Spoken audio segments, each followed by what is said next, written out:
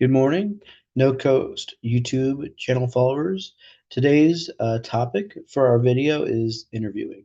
And interviewing is one of the most common topics that I'm questioned about or I get queries about during my career coaching endeavors.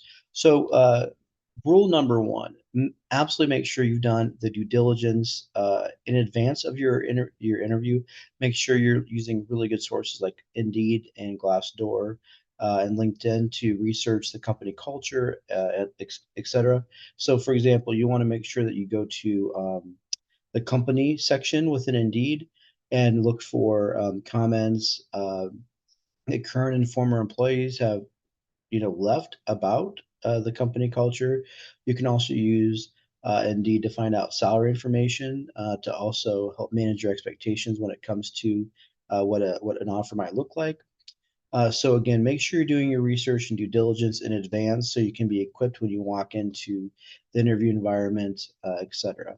Number two is use the PAR approach when replying to answers or when answering questions during the interview process. PAR is an acronym for problem, action, result. So it's a very concise, straightforward way to give the interviewer the information that they're looking for in a very, very efficient manner. The PAR acronym stands for problem, action, result. So problem is what is the problem that the company was facing. A is action. What's the action I took to help solve the problem? And R is what is the result of the action that I took to help solve said problem? So if you could answer the majority of the questions you're going to get with that PAR framework, that can be very helpful. And along those lines, make sure that you Google or in advance look into some common behavioral based questions because most screening interviews will always have kind of the same 5, 10 basic behavioral based questions. And so you can look those up online, and then what you can do is then you can kind of run through your responses to those using that PAR framework.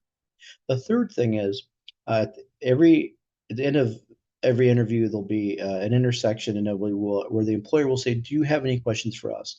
And in that situation, the worst thing you can do is say, "Nope, I think you've answered all my questions." But that unfortunately is a default for a lot of people. The best thing that you can do in that scenario is say, "Actually, I do have just a couple follow-up questions." Because if you say that you don't have any questions at the end of the interview, it could be a sign of like a lack of interest or a lack of engagement. And so, employers really want it to be a two-way dialogue, as it should be. And so, you really should have a couple questions in your back pocket, so to speak, when walking into the interview. So, when you get that question from the employer, maybe you can say, "Hey, I'd like to know a little bit more about the culture of the department. Could you describe kind of more about the company culture?" That can be a really insightful question. Another question might be, "Tell me more about the day in the life of this particular position." Try to get an idea of what the daily, nuances are of that particular role. And then last but not least, the follow up. This is also mission critical. You always should follow up with a thank you email to each individual that was a part of the interview within 48 hours of the interview. 24 hours is ideal, but at least within 2 days, send just a quick thank you email, thanking them for their time and again re-expressing your interest in the role. Again, so just to recap, sort of some interview best practices, make sure you're doing your due diligence ahead of the interview. Make sure you're using Indeed and Glassdoor, those kind of resources.